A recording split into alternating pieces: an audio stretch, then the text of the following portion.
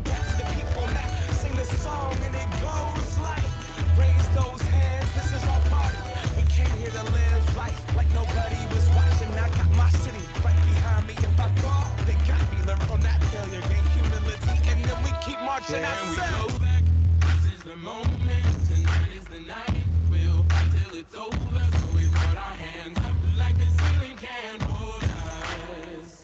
Like the ceiling can't hold us. This is the moment, tonight is the night. We'll fight till it's over, so we put our hands up like the ceiling can't hold us. Like the ceiling can't hold us. This is the moment, tonight is the night. We'll fight till it's over, so we put our hands up like the ceiling can't hold us. Like the ceiling can't hold us.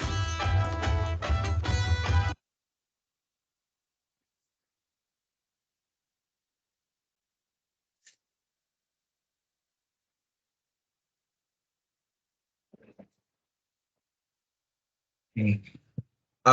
Good morning, everyone. Welcome to our synchronous session. Welcome back. Medyo matagal-tagal tayong hindi nakapag-sync class. I welcome you to our week 6 synchronous session. Now is your final week. No, not the final week, but last week before your Christmas break. Take note that the last day of class before we will have our Christmas break will be on December 16. That will be on Friday.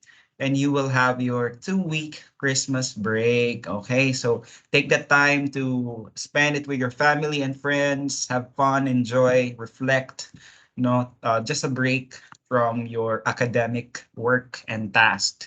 The resume of class will be on January 4. That will be on Wednesday. Yeah, Wednesday. So next week. So ayun. So sana makapag-enjoy kayo sa Christmas break ninyo. And of course, just remember to, have that work-life balance, no? Magagamit naman din yan sa work ninyo later on if you will have your careers. So, kumusta? How are you all doing? I hope you're all doing well. You're safe, you're happy, you're healthy, no? So, let's have our lesson for this morning. But before that, just take note that all of your grades are posted already. So you can immediately see your grades in Blackboard Learn since my assigned sections are A100, A101, and A104. So once you've already answered both the formative and the summative assessments, you will immediately see your grades. All right, so tingnan lang natin yung module ninyo. So, ito nyo makikita yung grades ninyo ha. M1 is already made available and this will be extracted next year, January 3. Yeah. So next year daw may extract. So kita nyo yung grades niyo dito. Okay? So that is for your grades. And for your module, let's just have a quick run through of your module. Week 5, we have virtue ethics. Week 6, we have divine command theory. Week 7 is ethical theory of natural law. And week 8 is ethical theory of relativism. Wait lang. Someone had messaged me. So, ano makita to. Good morning, Miss Vertudaso. Okay, if you have any questions, don't hesitate to use your microphone or you may also chat it on the chat box for me to view your questions or concerns, anything about the course. Okay, saan ba yun?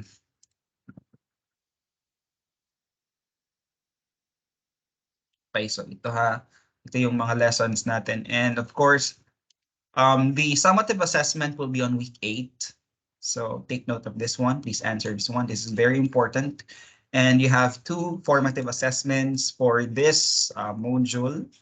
Nakascattered siya, week 6. Nasa week 6 na siya. Yung sa week 6 quiz, combination siya ng week 5 and week 6 na lessons. So nandun lahat. Okay, nasa week 6 siya naka-integrate. Week 7, Yeah, you have your week 7 quiz here, and week 8, yun na si summative assessment, long exam. And take note that on module 3, doon na kayo gagawa ng output sa akin, no? So you have this formative assessment for week 9 and formative assessment for week 10, and you have this summative assessment. You're going to create your ethics term paper. So you can see here some of the student output examples. So take note that it's already for example only, no? Para lang siyang prototype, but not necessarily kailangan yung gayahin yung content. Kasi madedetect din naman siya ng system na ginaya or nag-copy-paste kayo ng content. So kaya huwag kayong magka-copy-paste dahil pag once immediately makikita ko talagang copy-pasted yung content ninyo, sorry, I have to fail you. Okay? Hindi ko kayo ipapasa talaga. Yun lang. So just be honest, um just be responsible. Okay? So I hope that is clear for everyone. So dako na tayo sa lessons, no? Para makasugot na gyud ta. Kunin pang close goals. Okay. Okay, so may mga tanong pala ako sa inyo. So yaman lang din na tayo ay tayong lahat, no, ay dumadaan sa mga iba't ibang mga moral dilemma sa buhay. So itatanong ko to sa inyo, since philo course naman talaga ang ethics. So maganda na may knowledge or background tayo, no, sa iba't ibang mga pananaw sa buhay, mga issues sa ating mundo. Ito ay isang magandang question na I asked to my students, no? Bilang isang anak, anong mahalagang payo ang maibibigay mo sa iyong magulang? Bilang isang anak, anong mahalagang payo ang maibibigay mo sa iyong magulang? Kayang sagot niyo dito. You may turn on your microphone, no? Para at least marinig ko yung mga golden voice ninyo, yung mga tinig talaga ninyo. Ayoko ng chat-chat lang tayo, no? Para may integration, may interaction, no? Meron tayong activity. Initial activity lang din naman ito. Okay, English, no? Translate natin to English. As a child, what best advice can you give to your parents? Hello?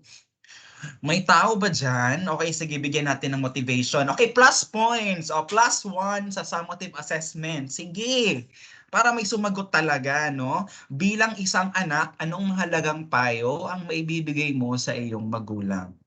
Alam ko na marami kayong mga, say about this.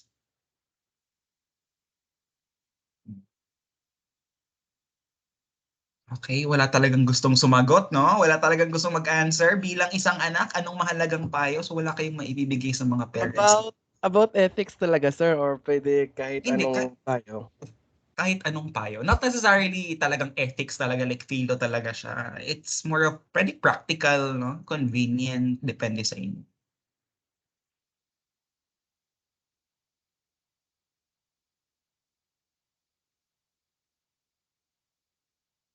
Sa akin siguro, no, just to answer that question, siguro parang they should not see us children as their retirement plan, because parang nasa labas pala yung mama ko. Pero they don't have to see us as their retirement plan. Bearing children or having children, it's not just for security purposes, na hindi po kami para lang kuha ng pera pag tumanda, ganyan. Kasi hindi naman ako anti talaga sa pag-help sa parents. No, wala naman akong nothing against that, but it should not be imposed sa mga anak, no? Hindi dapat to pinipilit. It should come naturally, it should come voluntarily, no? Kung kaya ng anak, kasi may mga obligasyon din naman ng anak later on sa life. Pag nagkaroon na siya ng sariling family niya, ganun. So, di ba, yun yung sa akin. How about sa inyo, class? Ano yung best advice ninyo sa mga magulang ninyo? Change is always occurring. The traditions in the past may not be viable in the present nor the future. Thus, one must always be flexible. One must be always flexible. Okay. How can you relate it to your parents? Pwede na Tagalog, sir? Yes, pwede Tagalog, English, Bisaya, walang problema, no? Di ba, sir, minsan mga tradition na sa past, yung parang sabihin nila noon gani, mga ganyan lang kami. Mga nangyayari sa time nila noon, minsan hindi na viable ngayon. So, yun lang, ano ko sana is, dapat mamulat sila sa nangyayari ngayon, hindi sila mag-stick sa past. Kasi halos na mga parents na yon ginagawa pa rin nila yung mga kasanayan nila sa nakaraan na minsan hindi siya viable. Parang ganun, sir. Okay, so alright, para bang nagbabago, 'di ba may yung mga parents kasi natin, most of them are mga baby boomers, no? So, may mga tradisyon din sila or meron silang mga paniniwala na hindi na applicable ngayon. Yun yung parang nakukuha kong sense, no, sa answer mo. Hindi na siya applicable ngayon and kailangan din nating matuto mag-adapt sa mga pagbabago. Kalakip na dito yung social media at yung mga bagay na talagang hindi na talaga angkop sa mga practices natin ngayon. Okay, thank you for answering the question. Okay, naghahanap ako ng magandang question. Ano ba? Ay, to. Hinahanap ko yung question, no? To. I think kayo naman lahat makaka-relate nito, no? So, ano sa tingin ninyo ang pinakamalaking problema ng mga kabataan ngayon? What do you think is the worst problem or the biggest problem that your generation or the youth are facing today?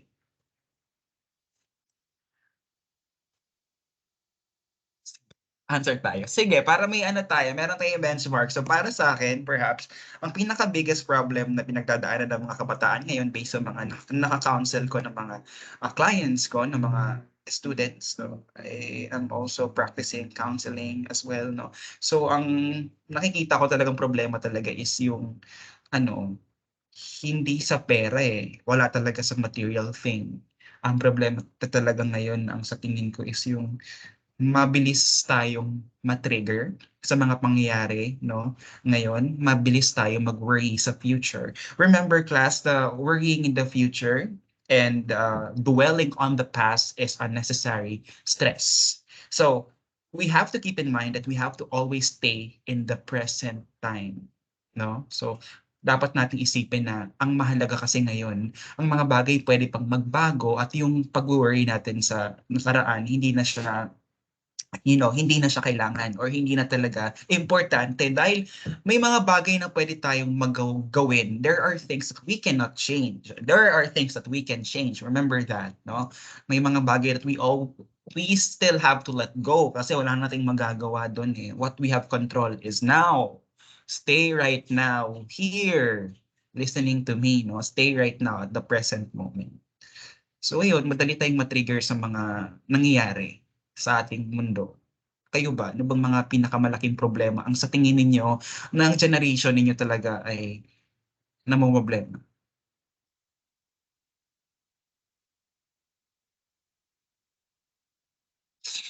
Wala bang sasagot?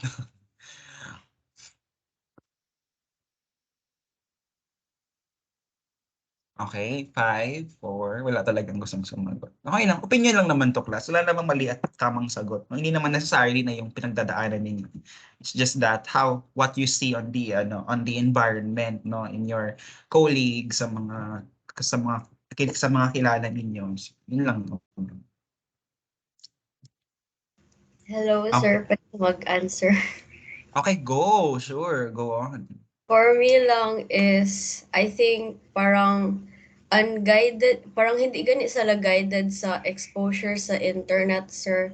Kasi, diba, there are times na parang may mga websites, may mga parang posts sa social media na parang hindi gani muna appropriate for teenagers or for children. So, parang ma-learn nila yung something, ay, sorry, sir. May ma-learn silang something from the internet and then parang kasi children are impressionable, madali silang ma-influence sa internet. So parang yun, makita sila na hindi proper makuha nila ang information, and then yun parang sometimes ma-trigger sila, ma-sensitive, ganyan ganit sir. Yan lang I think problem. Okay, nakukuha yung sense mo. Di ba yung uso ngayon yung mga TikTok vids at saka yung mga posts sa social media, yung mga vlogs, mga YouTube. Some contents din kasi, sometimes nakaka-trigger siya. And tama ka doon, no? Dahil may mga contents na parang napapaisip ka sa self-worth mo. 'Di ba? Parang napapaisip ka sa self-worth mo. Para bang, am I still enough? Yun yung mga question Para bang, bakit parang hindi ako sapat? Bakit parang hindi ako kasing galing nito? Kasing galing niyan, no? Parang nothing is enough, no? Parang kulang na kulang ako. I'm not that beautiful enough. I'm not that talented enough. May mga ganyan-ganon tayo, di ba? Parang lahat ng bagay, kino-compare din natin yung comparison, upward comparison, no? We always compare ourselves to people, and tayo naman, we have that predilection to look into us kung ano yung kung ano yung feeling natin na wala tayo or hindi tayo enough, doon tayo nagpo-focus, kaya nag-lead siya towards depression, no?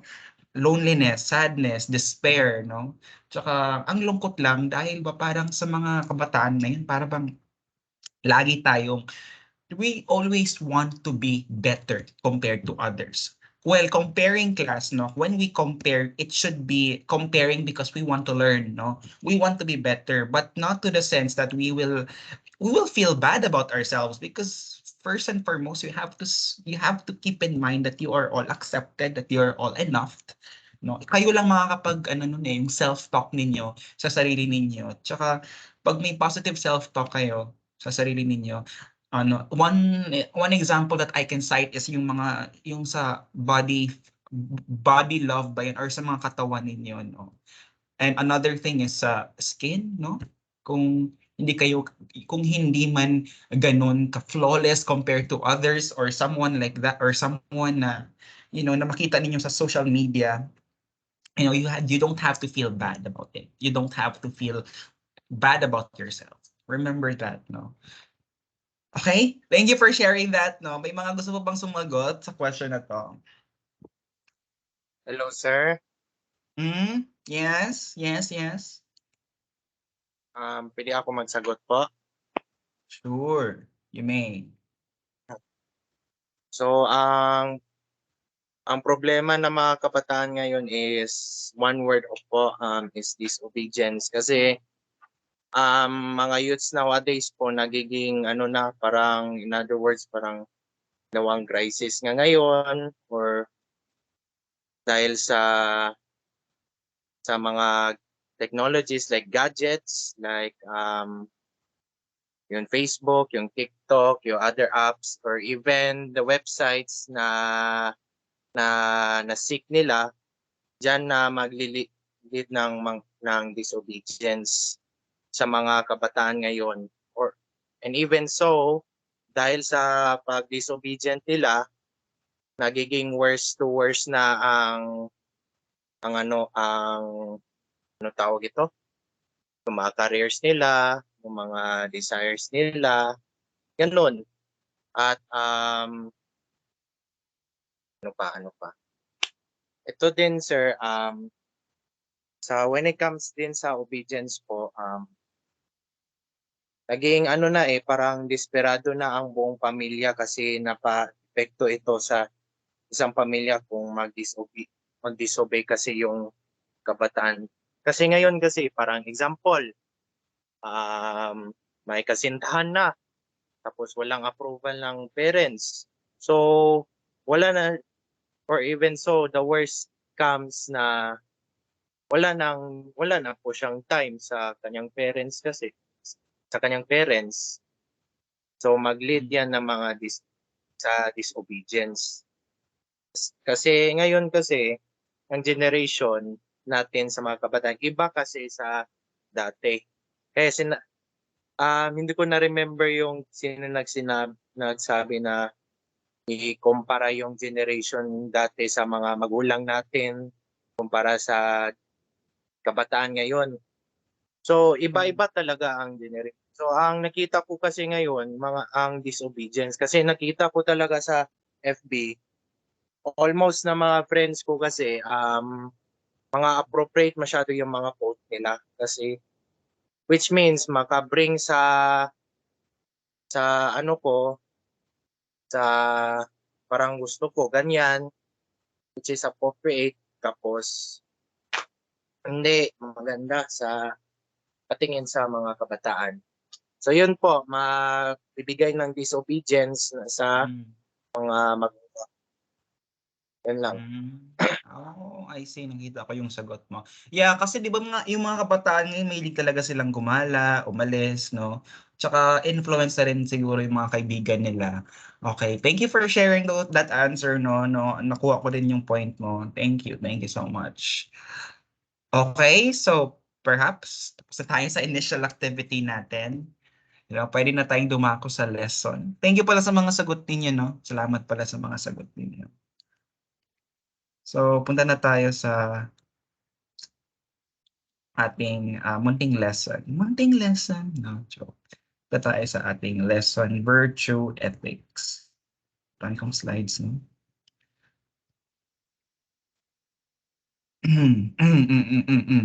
Okay. Take note lang class na yung ethics is a philo course. So talagang marami tayong mga issues talaga na kailangan nating no? Kailangan nating himay-himayin, no? Virtue ethics, also known as character-based ethics.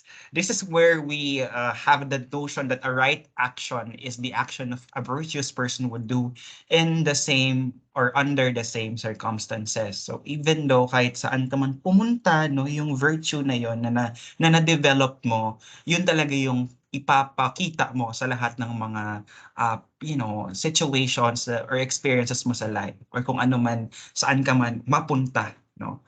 So yun ang essence ng virtue ethics. It is the oldest theory in ethics. Take note of this one. Itong pinakamatanda na theory sa ethics. Kaya talagang inuna ko siya. Okay?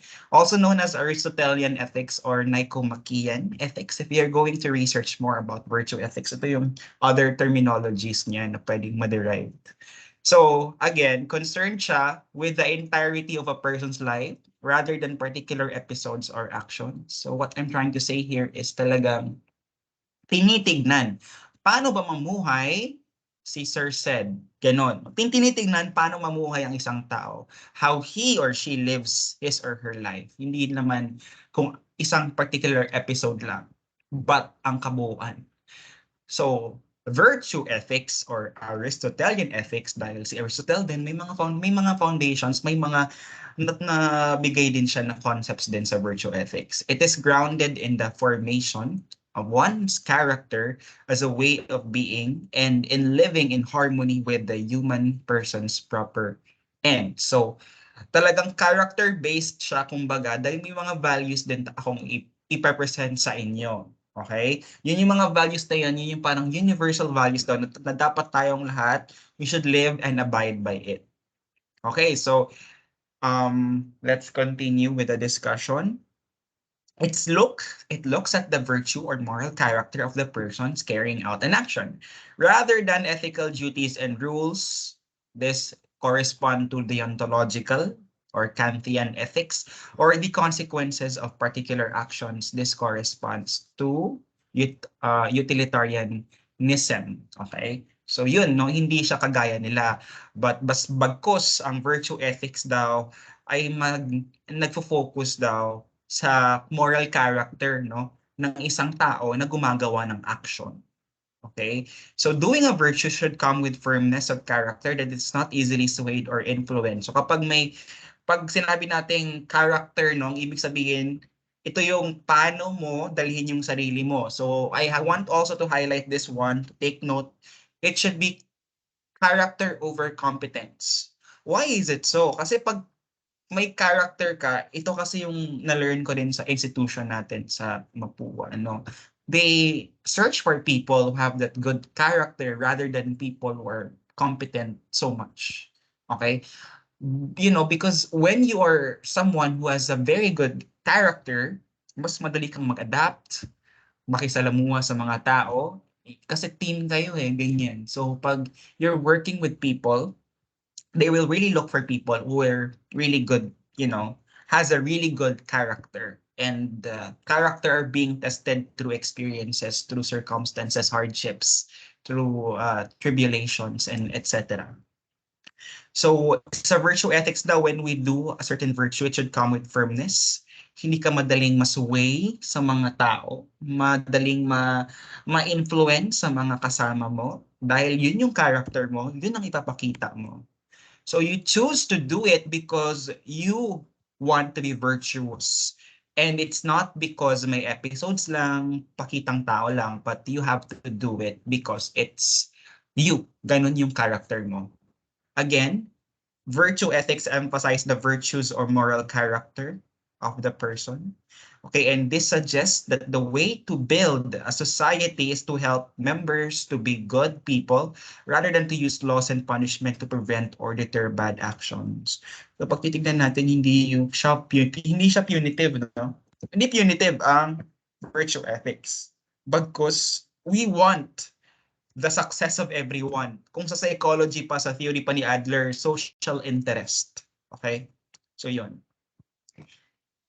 How can we see virtue ethics? In general, does not necessarily deal with the rightness or wrongness of specific action. Hence, it guides moral agent in seeking the good of all, no? The good of the community or the society rather than the aid of practical wisdom. So there are three major forms of virtue ethics by contemporary theories. Tingnan natin ito. Ethics of care. Okay. This centers on care or giving kindness to social and environmental relationships with people. Agent-based ethics naman, another form.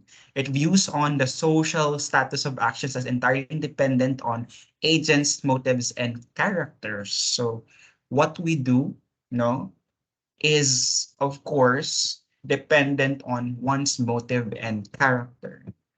Eudaimonis virtue ethics. Okay, this is from eudaimonia. No, it means happiness. No, happiness, well-being, the good life. So this is more of seeking what is happiness for you. No, what is a good well-being for you, and what is the good life for you. It may come from the word arete, or the Latin word arete, which means actively exercising moral virtues through lifetime. Fundamentally, class, virtue ethics abides to eternal goodness rather than depending on contingent recurrences of certain actions. So through moral virtues, people can hence achieve eudaimonia. So ano ba yung eudaimonia? No, ito yung masaya, prosperous well-being, and the good life. Well, fundamentally, class, this is the good life. Eudaimonia, eudaimonic. When we say eudaimonia, you have the good life, you are happy, positive well-being. Okay.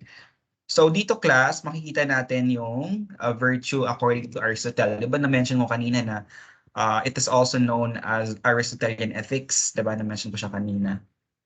Dahil talagang may contribution talaga si Aristotle sa theory na virtue ethics since it's the oldest. It's the oldest form of ethics. So arete, pardon me, it's the Greek word for virtue, which means excellence. Now, for Greeks, it's how one fulfills his own ergon or function in the society in accordance with its nature. So two kinds of virtue according to Aristotle. We have moral virtue. Okay, this is where how you stand your ground on actions, habitual actions that enables the person to properly function as human beings. Because unlike other creatures, no, tayo daw ay binigyan tayo ng intellect, no, ng wisdom, binigyan tayo ng freedom, and as well as yung conscience, no, dahil wala naman ding ganito sa ibang creatures. Okay, tayo lang din naman talaga human beings. So as human beings, we have that moral virtue, or we have that moral responsibility, kumbaga, na talagang maging moral persons. Number two is intellectual virtue according to Aristotle. It's one's capacity to harness reasons, contemplative capacity for arriving at knowledge, and it owes its development and existence to teaching. So fundamentally, we could harness our rational thinking skills, how we reason, towards different events to arrive at the best possible solutions or How can we rationalize this? How can we solve this? How can we use our intellect for the better good of all? So again, these are the two kinds of virtue according to Aristotle. Alright, so ito yung libro niya, no? Nicomachean Ethics of Aristotle. So na-mention ko, it's also known as Nicomachean or Aristotelian Ethics. This is the book that he created. So in his ethical treatise, Aristotle offers a defense on the idea of eudaimonism or human flourishing or happiness, which is achieved as a result of human choice in search for excellence and the good life. So maganda class pag focus tayo sa eudaimonia. Yung goal kasi natin dito is to flourish, okay, to attain happiness, to attain the good well-being, the good life, fundamentally the good life. I am going to ask you, class, what is the good life for you? If I'm going to ask you right now, ano ba yung good life para sa inyo? Can you give me, something that can be correlated to a good life? Depende sa perspektibo ninyo.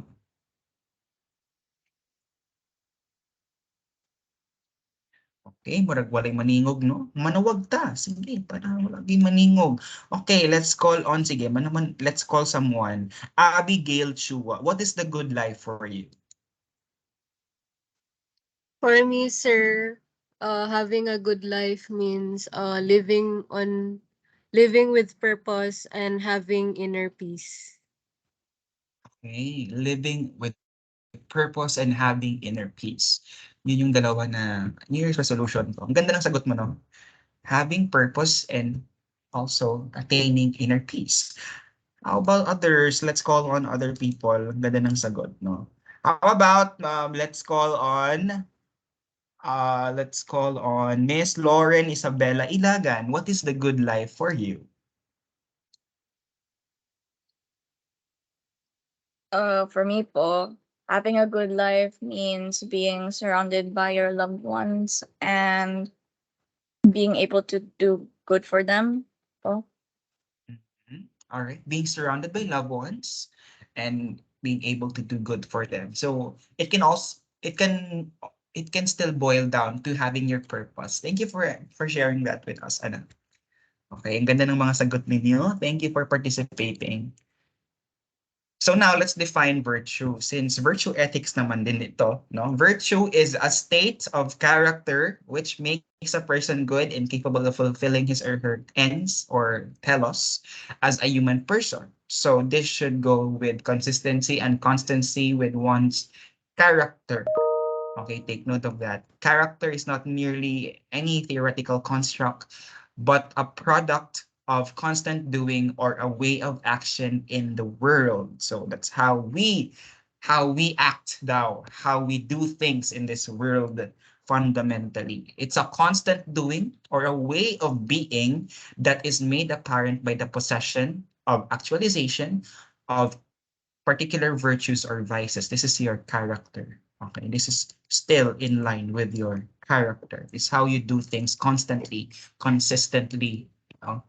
We build up our characters through how we make choices in different situations we face in our lives. So fundamentally, we embodied our character class on how we decide in different situations. We become the person. It is also a product of lifetime practice.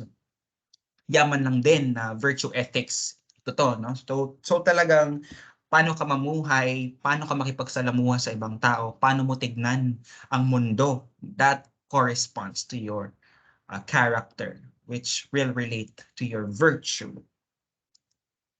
So, ito class, nangawat lang ko sa libro, no? Kay kapoy na mag-type. Kaya naman ko yung libro nakitaan sa library. So, nangawat lang po. So nakita na ako sa book, sa isa ka ethics libro dito. Knowledge siya class na yung mga lain-lain mga vices, virtue. So, this is like an oppositional niya. So, these are some of the principal virtues and vices. I'm not saying that this is the universal but these are just some virtues. Like we have here courage, moderation, liberality, magnificence, proper pride, proper ambition, good temper, truthfulness, wittiness, friendliness, modesty, and proper indignation. So on the other side, class, on the left and the right side, makita ninyo dito ang pag sobra na and kung kulang ni siya na virtue. So mag-result man ko di class kung kulang or sobra into a vice. So pag kulang ang virtue or pag sobra siya, it's either ano gid siya, vice gid siya, no? Excessive siya or deficient. So, just take note na lang ani kay naman gyapon ni sa akong slides pod, no? Makita na po niyo sa akong slides.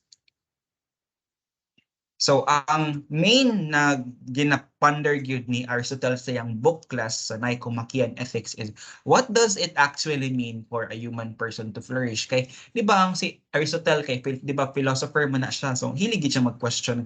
Kanang mga philosopher hilig pud na sila mag-question, to really reflect in life. So what does it mean for one to achieve his or her goal? What does the goal of our existence as human beings and what does character have to do with it? Ngano man gid importante gid ni siya? Ano importante man gid na naatay purpose gid sa world, no? Okay na kanang nagitay goal. Okay? Kamo class, pag akong i-ask mo class, why is it so relevant and important na naamagitay purpose and goal sa world, sa atong existence diri sa atong world? Why is it important to have this kind of purpose or goal? Ngano diri man ta kanang pare sa mga animals class na we need to exist lang gyud kanang mag-survive lang gyud ta. Kanang magpadayon lang ta sa atong life. Why does it important gyud na nagitay kailangan na buhato na mag-flourish gid ta. Pwede manawag na pod ko usab, no? Okay, I know na Sir, mga sapatip mo. Yes. I believe that we need a purpose because of our nature as human beings, in that we have, in that we are sentient and have rationale, so we can't fully be satisfied with following our natural instincts, and therefore, having a purpose would better guide our lives and lead to satisfaction. Well, very well said. Wow, I really commend your answer. No, it's not enough to be just surviving and to just relate to our instincts. At some point, we have to really flourish. We have to really, actualize our own potentials. Gaya nga sabi nga ni Maslow, hindi lang tayo nagsa-stop sa physiological needs. We really transcend to the upper needs up until we reach self-actualization. So we really actualize. It's part of our human beings. Not being able to experience anxiety or feelings is like denying our existence as human beings.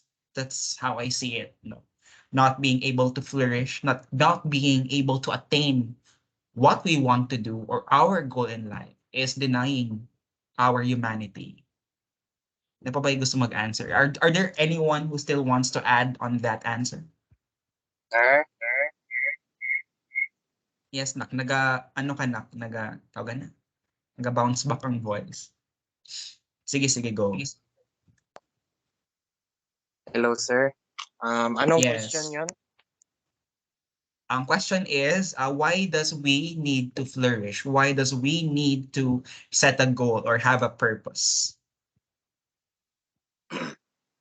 For us to know as a human being, for us to discover of what really life is, because the purpose of our life was to discover things that of what we experience, of what we have learned, because in life we test it first so we can learn some lessons for us to experience, for us to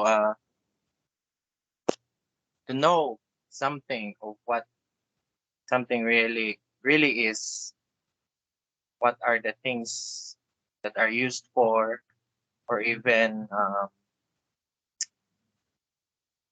kung sino talaga tayo. Who am really I? Sino talaga ako? Ganun po, sir. Full of questions. Okay. Thank you for that, no? Thank you for that answer. I can also see your point there. kung sino talaga tayo. Of course, we have to find and look for ourselves and to determine who we really are. And here, class, we can see here the difference between Plato and Aristotle's views when it comes to virtue ethics. Plato believed that ignorance is solely responsible for committing immoral acts, thinking that once one truly knows the good, one will inevitably do the good. Kapag nakita na natin, class, kung ano talagang pinakatamang gawin, hence, we will be able to really determine the right action. Okay? Pag ignorant tayo, no, sa mga circumstances, sa mga pangyayari, we'll never know. We will never truly know what is the good.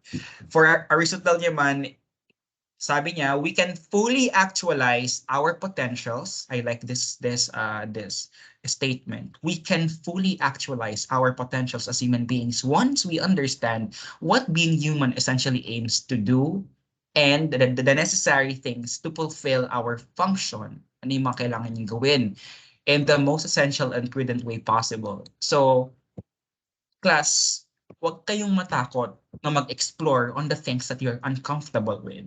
This is my best advice to you. I know it's kind of like confusing. Minsan parang nakakatakot siya. It's domineering. Okay, to try things that you're not comfortable with, but you will never know unless you will try it. So for us to really understand or to really see ourselves in the best light possible, I think it's best that we will try to try things that we will never try before, even once, no?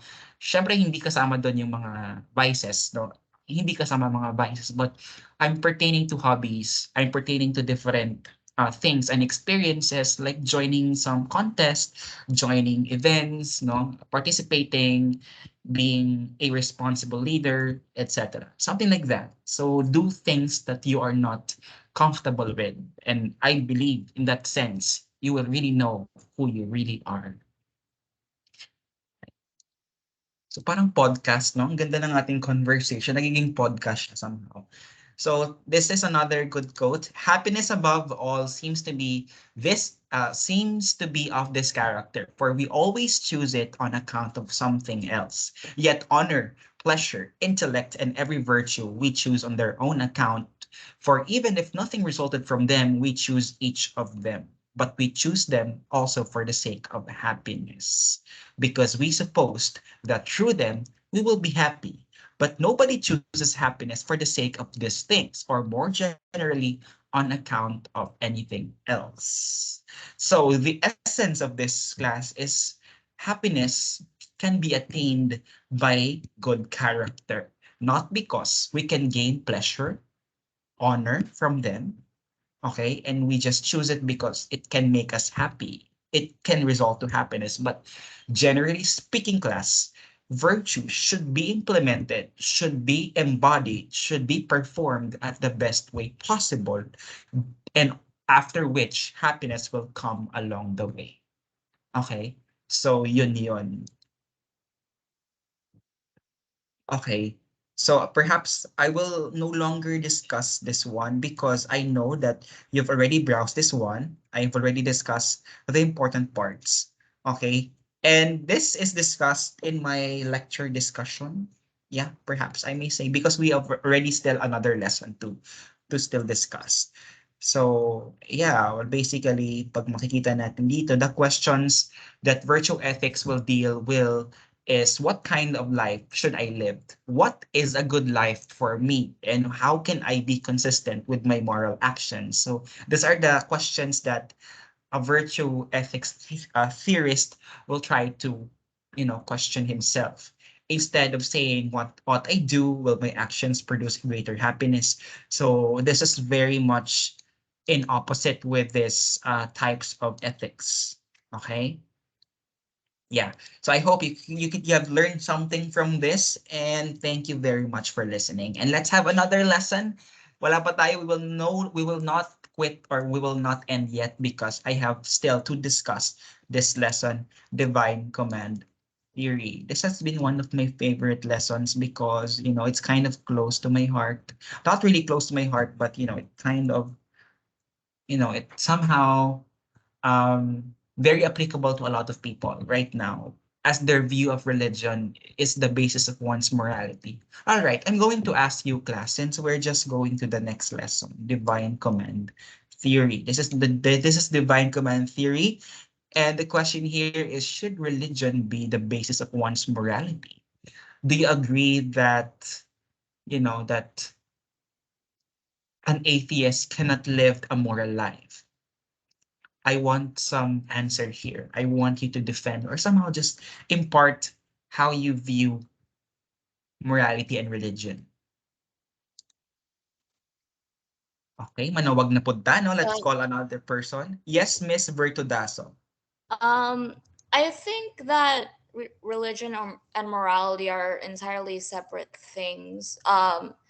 It can go one way or another. An atheist can be a morally upright person, while a religious person can use their beliefs in order to justify their morally questionable actions. And while I do respect religion, religion is important because it does have lessons, parables, and lessons in the scriptures.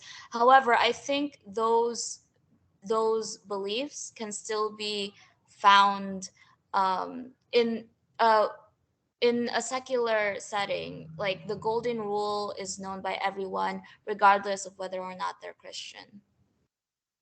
Mhm. Yeah. Yes. Thank you for answering that, no, Miss Vertoda. So I can see the point. Where are you standing from? No, you get the point here, and I agree with you. Religion and morality are two different sides. It's not the same. They are not to be correlated entirely. It should go by, it is not, hindi siya parehas, no? Hindi sila magkaparehas. Hindi agad mako-correlate yung person who has that religion na sobrang religious, automatically he or she is a moral person. Okay, or a very moral person. How about the others? What's your take about, with all of these things, with morality, religion, teachings of your religion? Is it something that you will agree? Or are Hello, sir. Ay, wait. Can I yeah, answer, sir? yeah, Ay, wait lang. yes. Um, Okay. for, Mhm. for me, sir, is I think yes, religion and morality are two separate things, but I feel like religion could be a part of influencing someone's beliefs. So, parang for me, sir, maybe they can be like a factor lang, sir, of someone's morality. Kasi religion is sort of like, kuan man gud, religion is part of a culture of someone, manggod. So I think they can be influenced, but it doesn't mean na just because someone is religious doesn't necessarily mean they are moral. Then someone who does not have religion means na they cannot be moral, sir. Parang even though if they do not have religion, they can still also have. It's not the only source of concern morals for me. I see. Thank you for saying that, no? So talagang na-affirm yung belief natin, no? But in respect to other people's opinions and beliefs, no, I have nothing against, of course. And true enough, hindi naman talaga magkaparehas talaga yung dalawang concept na to. Salamat sa mga sagot ninyo. And now let's proceed to the main discussion, divine command theory. So this theory claims that whatever God permits or commands and prohibits or forbids will make certain actions right or wrong. Okay? So ang basihan lang talaga dito is si God. Okay? According to some religion, according to some people, I'm sorry, religion is necessary daw for moral behavior. Yeah, I think in the sense dahil may mga values, may mga teachings sila na this is how we should live our life, this is how our way of life, and the concept of sins I've heard this recreate na podcast or content, no, na ayaw ng mga atheists daw. Okay, this is not for everyone na, for all atheists. This is what I just hear. They don't like the concept of sin. It's more of a very negative term daw yung sin, na parang kailangan natin yung parang magbigay ng penance, no, for our sins, for our souls, ganyan, for us to receive redemption. This is like something na hindi daw nila gusto. This is what I just heard, ha, but I'm not pertaining to all atheists, no. Parang yung concept ng sin daw, parang hindi sila ganun ka subscribing into that. Okay, but I guess all people are all individuals. We can choose how we live our life, and there's nothing wrong. There is really nothing wrong of how you live your spiritual life. So, according with this theory as well, without religion or some kind of belief in a supernatural being or a divine reality, it would be so impossible to lead a good life or even pursue anything of moral value. So, kalakip sa theory na to, religion daw is talagang yung morality, no? Yung moral one's moral behavior. So dahil yaman lang din class that we have a lot of theories, punong-puno tayo ng mga theories sa ethics, hindi lang din talaga one-sided ang lahat ng bagay. Marami po tayong mga theories na kailangan na pwede nating basihan, no, kung paano nating tignan ang ating buhay at ang buhay ng mundo or ang mundo, no, in general. So yun yung main point. So what we hold as moral or immoral are primarily based on religion, either directly or indirectly, no? So pwedeng directly kapag ikaw, diretso ka kay God, you speak with Him, or indirectly, pwede rin, no, through the priest, through attending masses, etc., etc. So this holds class the point na para bang hindi tayo makakabuhay. We cannot live as a good life if we will not follow or we will not have religion.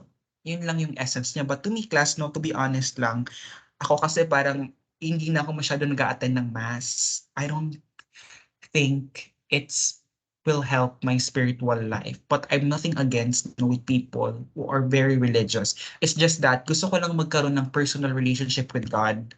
Like talking with Him when I do meditation in the morning. Just talking with Him, feeling my feelings, and just having Him as my friend. I just do that, no.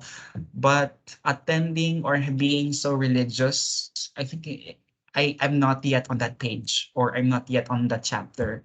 I'm more into that, having this personal relationship, spiritual relationship with Him. So ganun ako, no. But hindi naman ako talagang hindi nagpunta ng church. Hindi lang talaga ako hindi lang ako ganun masyado ka-attach masyado to listen or to go to masses, etc. So ganun ako. Yun yung personal ko lang na experience. So this theory claims that whatever God permits or commands or prohibits, what makes certain actions right or wrong, nothing more and nothing less. So ito class, this is the heart of divine command theory. Okay, so the sole basis of morality is God's will. So how can we know if it's God's will? So sige daw. Kung I'm going to ask you, paano natin malalaman kung God's will yun? Ano yung sources niya? Ano yung sources, class, to know that it's God's will? Sir, Yeah? hello? Hello? Yes, To know you're that, audible.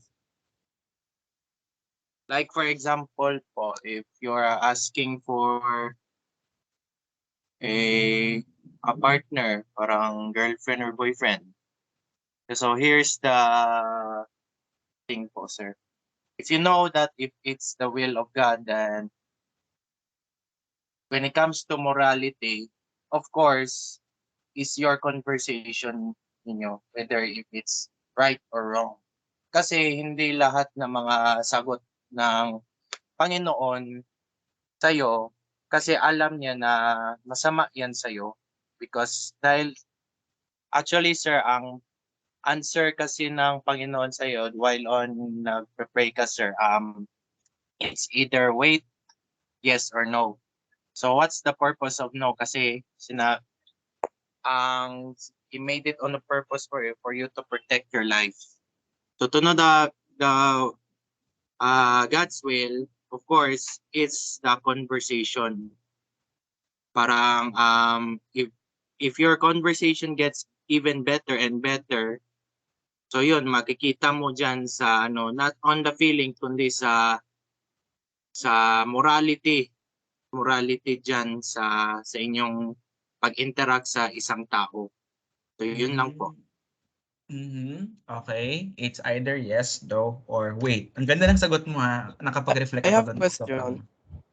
What do you mean Yes. by what do he mean by protect your life? Protect your life.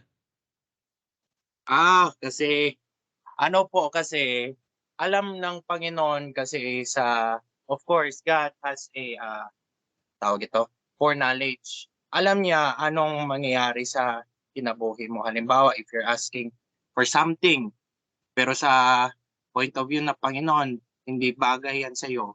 Or even, So when someone dies, it's not God's will because he's not protecting the life of that person. what do you mean na patay na siya? Basta sabi mo, kung may mga nangyayari sa buhay, it's to protect your life. Oo. So, kung namatay yung tao na yun siya, wala doon yung God's will. So, hindi God's will ng isang tao na mamatay. Hindi, parang parang since parang like spirit na siya, ganon, hindi nila maintindihan kasi in the first place, anong purpose sa kanya life. Kasi ang life natin, hindi lang easygoing kasi. So ganon. Okay. Ayun, I nakalimutan namin. think Sana. God's will is for the betterment or for the plan of what is happening in the world. According to the book of Job, lahat-lahat ng nangyayari sa mundo natin is may dahilan. Ang dahilan na yun siya is hindi para sa iyo or hindi sa ano, kung hindi kung saan ba dapat. Kasi yung time na yun siya, si Job, maraming problema nangyayari kayang buhay kahit anong yung parang lahat-lahat na yun siya, namatayan siya, ganyan, accept lang niya. So hindi parang hindi mo mahalata kung ano ba ang will ng God sa iyo kung anong mangyari yun. So hindi ka maka-decide, for example may na-meet ka, ganyan. Hindi mo masabi na God's will ba yun siya na kung maging kayo or hindi. Kasi lahat-lahat may rason. Ang rason na yun siya is hindi natin alam.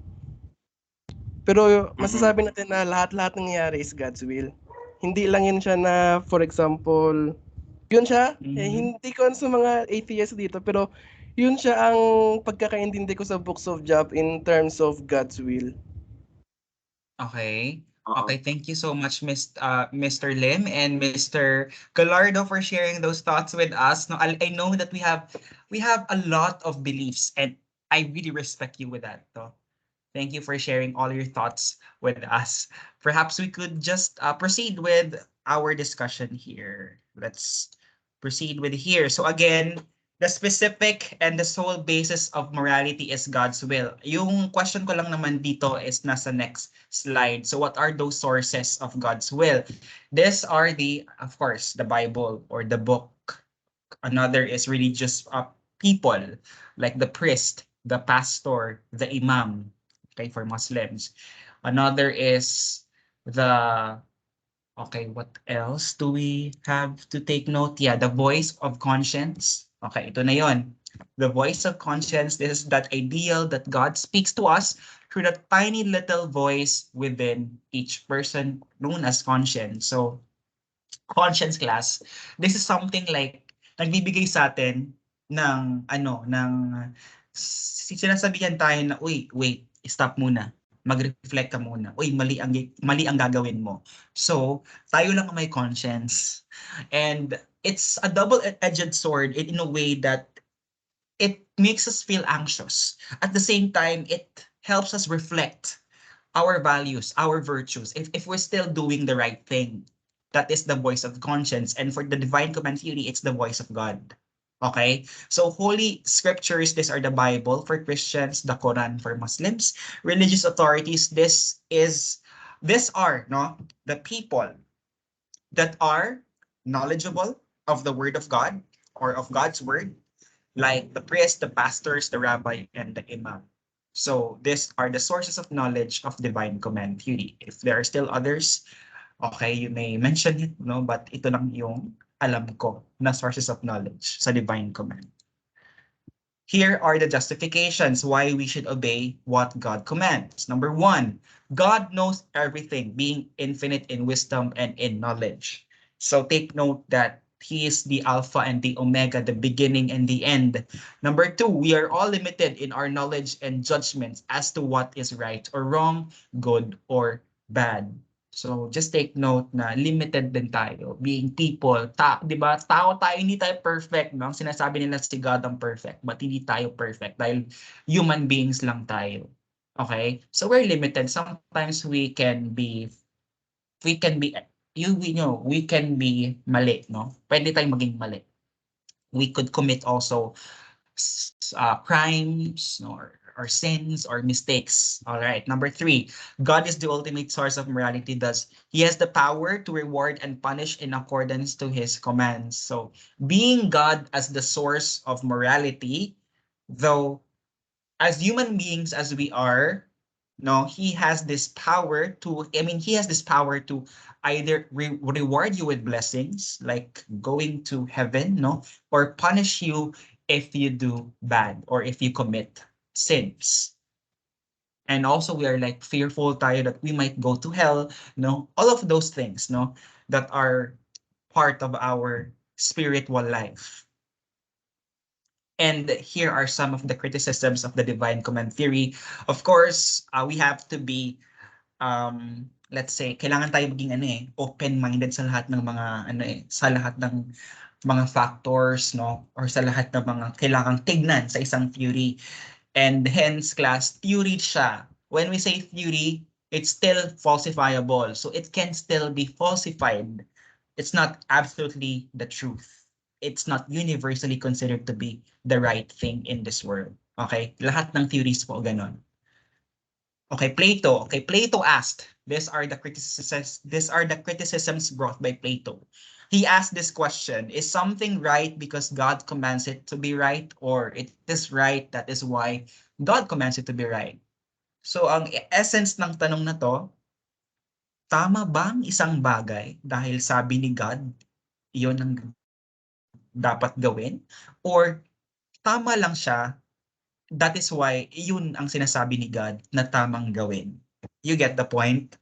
So yun yung question na binabato ni Plato. It's Plato's criticism. Here is the objection points to the very reason why God commands something is as right. So Plato would like to show that goodness is not dependent on God, but rather it is the other way around. So he tries to ask, saan ba nakadepende ang pagiging mabuti or ang good action? Kay God ba? Or alam ba ni God na good action siya kaya gusto niya yung i-command sa atin? You get the point? So review ng tanong, sino ba si God? Yun din ang question niya. Is God a separate being? Is God someone who is like us? Is God, marami si God? Diba? May mga tanong din na ganun. Plato strongly suggests that goodness is independent from God, that ethics is separate and distinct from God and religion. Hence, we can say that one can still be good even if one does not have religion or does not believe in God. Yes, we can still project that our morality cannot be in line with our religion. Some people can still live a good life, like being a moral atheist. Okay? And yeah, but for people who are religious and believing in God, there's nothing wrong with that. We have our separate beliefs, and other people as well have separate belief. If you're a Christian, if you're a Muslim, if you're an atheist, if you are ano nga yung person na walang say? I just forgot the term. But if you have your own identity in your spiritual life, go, no? Walang mali sa ginagawa natin. Tayong lahat are all individual creatures. Okay, another criticism daw is religious pluralism. Religious pluralism. If God's law is the only correct and valid norm and the standard of morality, then how can we determine in the midst of a lot of religion in this world? So 'di ba ang dami nating mga iba't ibang mga denominations like Christianity, Hinduism, under Christianity ano pa yan, marami pa yan, 'di ba? Marami pang mga subdivided pa siya into a lot of denominations or a lot of types. So from Christianity we have Roman Catholicism, we have born again, we have Jesuit, we have ano nga yun? Iglesia ni Cristo and so much and so forth. Hinduism is also a different religion, Buddhism, Judaism, Islam. So marami. So amidst of a lot of these religions, sino ba yung may pinakatama? So since yung mga religions na to, iba-iba din yung tingin nila sa good behavior or sa tamang behavior or how should one live their life. For Islam, iba rin yung kanilang how yung impression nila, yung pananaw nila is different from the Christianity. So iba rin. So they have also their own separate way of living their life, as of course with Buddhism and Hinduism. So sino ba? Ano ba yung pinakatama? So kapag maraming religion, malilito ka sino yung universal na dapat sundin. Okay? You get the point? No? Since ang dami nating religion sa mundo. So, sino makapagbibigay talaga ng accurate talaga na way of life that people should do? Next is the problem of interpretation by religious authorities. So, since ang mga religious authorities, yung mga priest, mga imam, okay, they are still human beings like us. Being human beings, we are limited. We have also times that we will commit mistakes and errors. So, being human beings as they are, they can also have their own shortcomings, no, and limitations. So it would be unwise to take everything that they say with regard to their way of interpreting what God wants. Hindi naman lahat ng pagkakataon they interpret it properly, no? Do you agree with me? Sometimes they can also commit in interpreting it. Okay lang din na mali. I mean, hindi naman sa lahat ng mga tao, but hindi lahat, no? Ganun. There could be also conflicts of interpretations that have arisen in several religious groups. 'Di ba may mga debates na rin sila doon sa yung kila Pope Francis ngayon sa Vatican, no? They have debates already in regards with a lot of laws like same-sex marriage like that and divorce, no?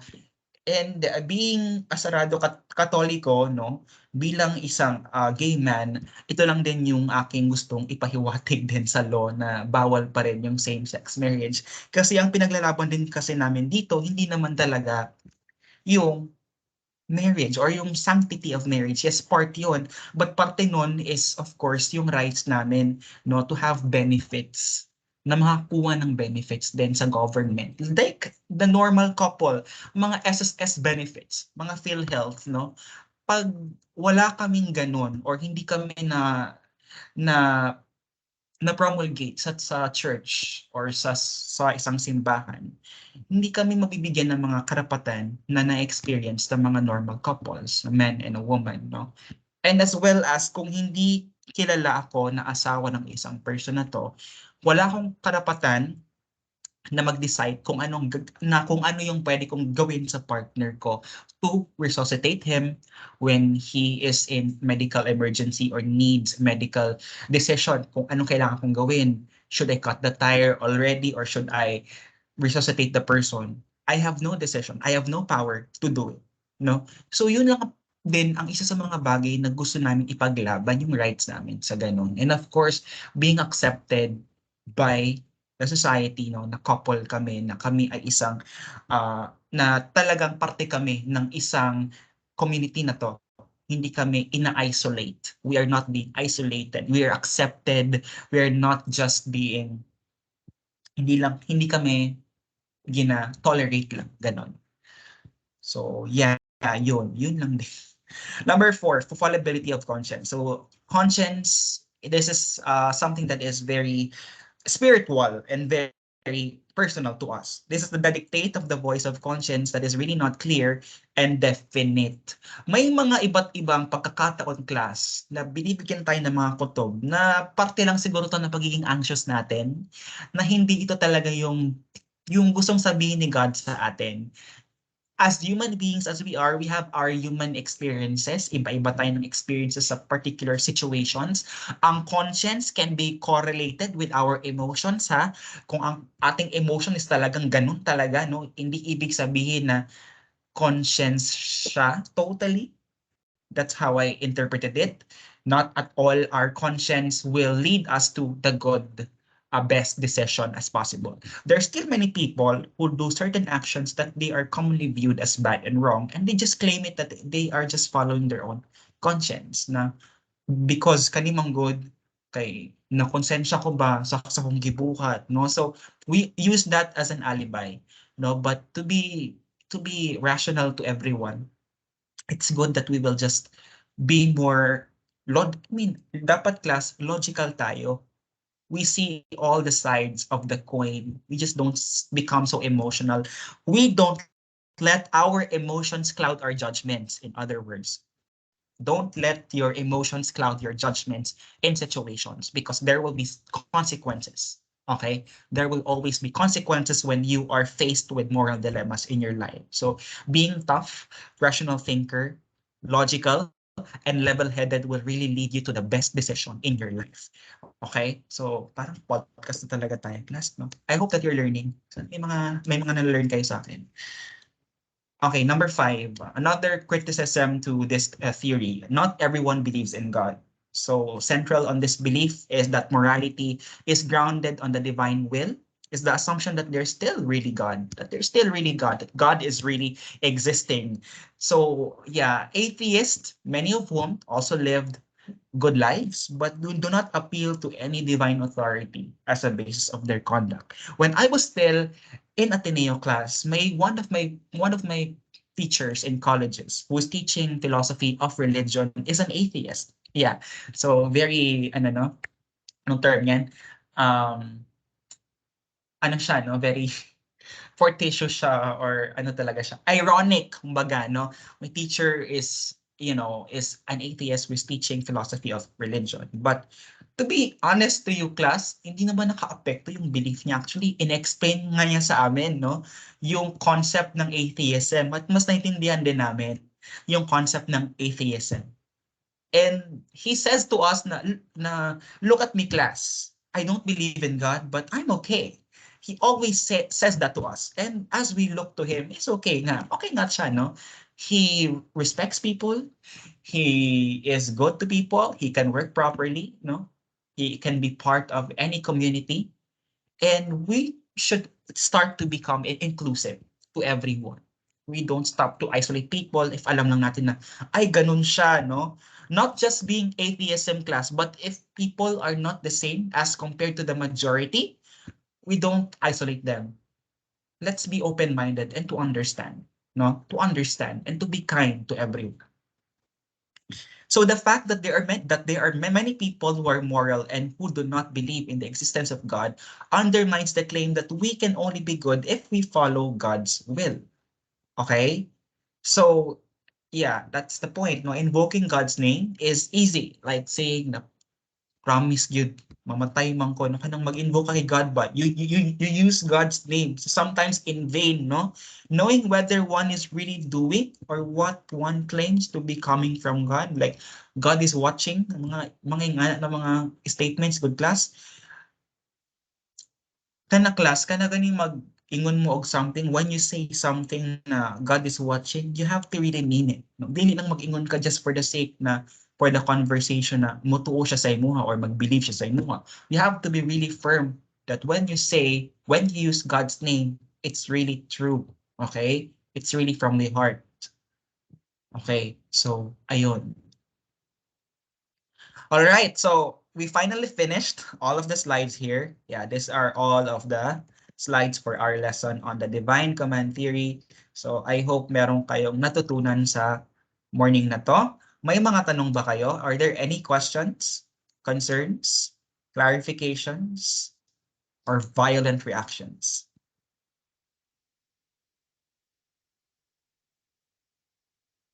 None, Wala. sir.